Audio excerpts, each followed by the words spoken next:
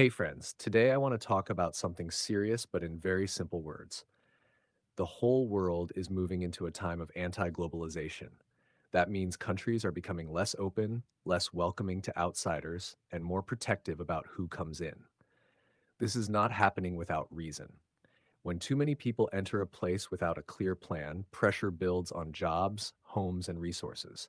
And when that pressure grows too much, neighbors start clashing with neighbors. Look at the UAE, for example. They have found a clever way to manage migration. Rich people are given golden visas, open doors, and all the comforts of life in cities like Dubai. They buy houses, spend money, and bring in wealth. But for poor workers, there is no easy path to stay forever. Just short work visas, no permanent rights, and no big promises. This way, the country grows fast without the chaos of uncontrolled settlement. From fishing villages by the sea, the UAE has turned itself into a modern business hub. Now, shift to Europe. On paper, European leaders keep talking about fairness, modern laws, and equality for everyone. But on the ground, citizens feel differently. In many towns, people complain that unchecked legal immigration is changing their lives too quickly. Housing prices go up, jobs feel tighter, and the local culture seems under strain. This has built frustration among ordinary people who feel their voices are being ignored. Britain is a sharp example here. Even after leaving the European Union, people there still feel uneasy. The government under Keir Starmer speaks about safety, reform, and better public services. It is true that they are cracking down on street crimes, unorganized gangs, and everyday law and order issues. These steps have made daily life a bit smoother for some.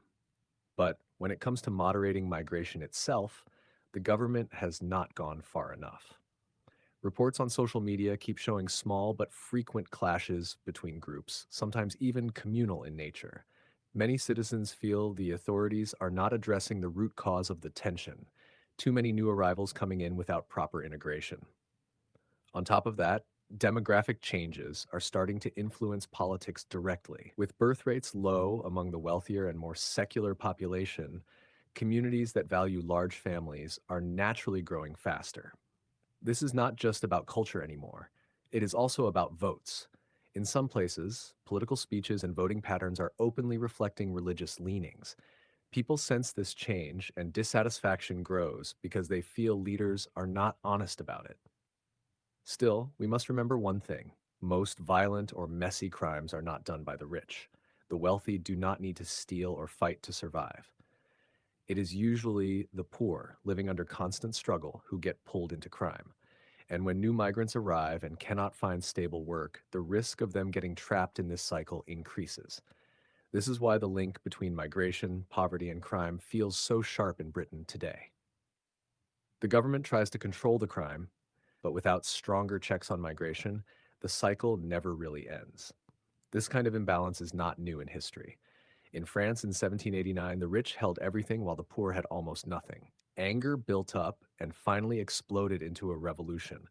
When people see rising rents, shrinking jobs, and a few powerful groups holding most of the wealth, that old anger starts to look familiar again. And in today's world, echo chambers online only make things worse. Social media splits people into tight bubbles where they hear only one side of the story. Countries like Iran or Israel get painted as villains depending on which feed you scroll. But in truth, it is not the land or its ordinary people who are evil. It is political leaders and their choices. Iran's strict rulers came partly from outside interference in the 1950s.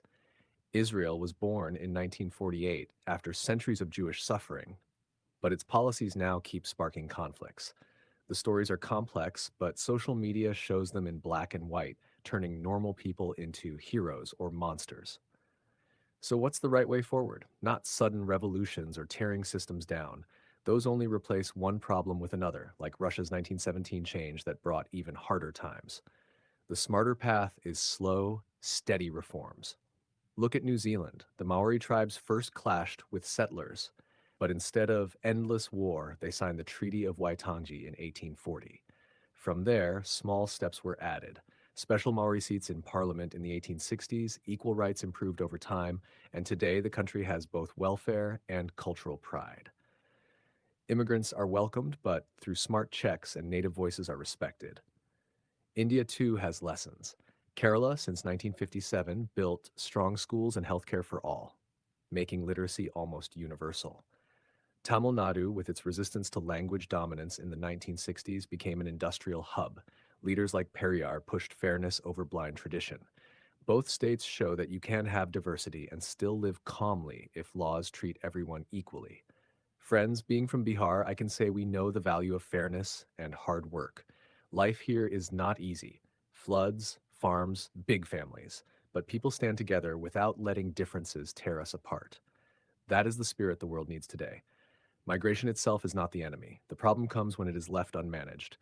Be firm like the UAE, steady like New Zealand, and fair like Kerala and Tamil Nadu. Always judge people by their actions, not by religion or background. History teaches one lesson again and again. Small, steady changes succeed where big explosions fail. Rich people may have fewer children, but others see kids as blessings from God. The balance between these groups must be managed without hate. Echo chambers will lie, leaders will twist stories, but justice and fairness will always point to the truth. So, friends, play this game smartly.